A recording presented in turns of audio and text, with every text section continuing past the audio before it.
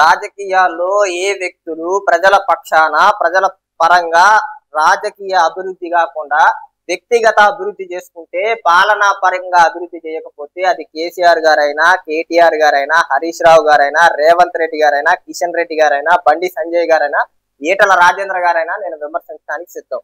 నా పని ప్రతిపక్ష పాత్రలో ఉండి పోరాటం నా పని. మరి అక్కడ మీరు చెప్పినటువంటి 48 పథకాలు అనేది 48 అభివృద్ధి పనులు అనేది వాళ్ళ నియోజకవర్గం కోసమే వాడుతున్నారు. నేను చెప్పేది రండి, వాళ్ళ వ్యక్తిగత అవసరాల కోసం కాదు. నేను చెప్తున్నా, సీఎం గెస్ట్ ఆఫీస్ కొడంగల్లో ఎందుకండి?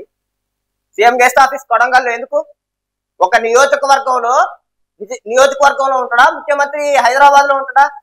పట్టుకోండి గెస్ట్ హౌస్లు, మరి పంచుకోండి, తెలంగాణ రాష్ట్రాన్ని పంచుకోండి, నిధులన్నిటిని దోచుకోండి.